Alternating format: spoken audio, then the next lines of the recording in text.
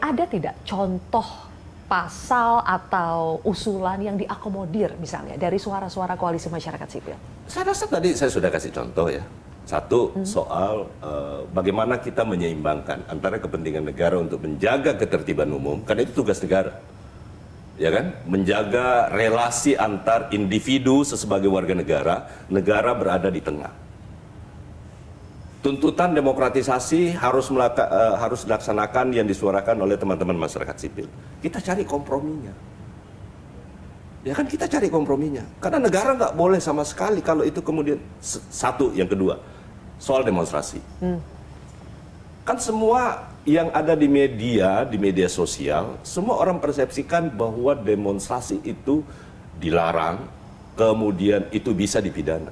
Padahal pasal utuhnya menyatakan bahwa bagi mereka yang melakukan demonstrasi tidak memberitahukan kepada aparat penegak hukum, dalam hal ini adalah Polri, itu dipidana jika menimbulkan akibat terjadi kerusuhan. Kenapa ini dulu dilakukan? Kemarin Pak Wamenkum itu sudah menjelaskan secara gamblang.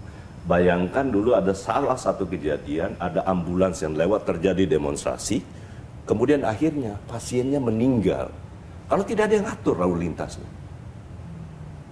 Kalau ternyata demonstrasi dilakukan tanpa pemberitahuan pun, dan ternyata itu tidak menimbulkan akibat merugikan yang lain, tidak dipidana apa-apa. Apa yang tidak didengar? Pertanyaan saya, mana yang kita tidak dengar?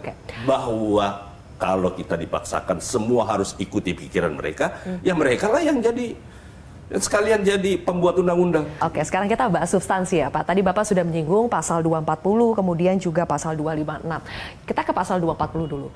Pada akhirnya perdebatannya ini akan kembali lagi soal definisi kritik dan penghinaan.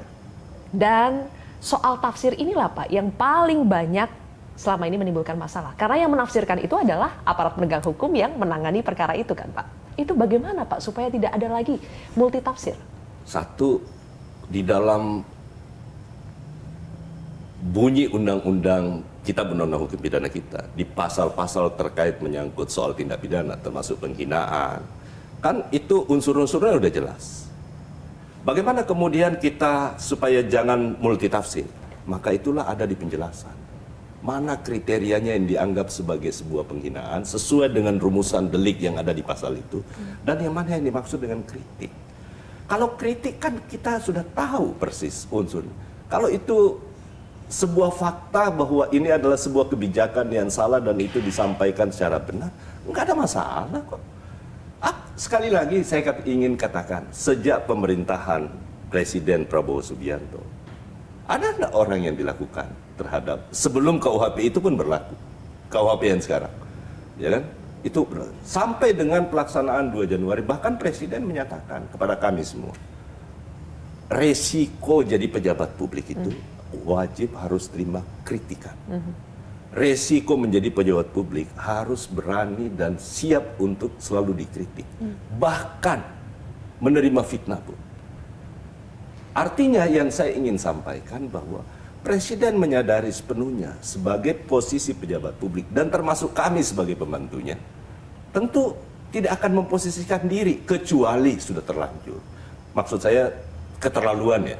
Karena ada juga orang yang secara subjektif di media sosial maupun di media-media konvensional kadang-kala menyampaikan sesuatu yang di luar konteks terhadap kebijakan-kebijakan. Sudah menyerang pribadi, sudah bohong, fitnah, ya tergantung kepada pejabat publiknya. Mau mengadukan atau tidak? Mau mengadukan atau tidak? Oke. Bukan. Contohnya Pak, misalnya dikatakan Presiden tidak bisa kerja, Presiden lambat dalam menyelesaikan suatu persoalan. Itu kritik Pak ya? Loh, itu kritik. Oke, jadi tidak akan ada masalah Tidak yang akan seperti ada itu masalah. ya? Oke.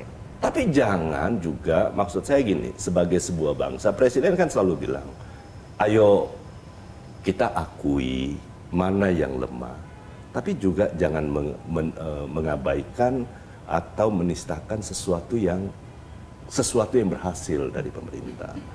Karena itulah keseimbangan dalam hidup berbangsa dan bernegara. Ada yang di luar pemerintahan untuk mengawasi jalannya pemerintahan, sebaliknya juga ada pemerintah yang menjalankan itu wajib untuk dikontrol. Oke. Karena soal kontrol dari publik sesuatu yang tidak mungkin kita hindari. Dengan transformasi yang terjadi sekarang, letupan-letupan terkait dengan media saat ini, itu tidak bisa. Jelajahi cara baru mendapatkan informasi. Download Metro TV Extend sekarang.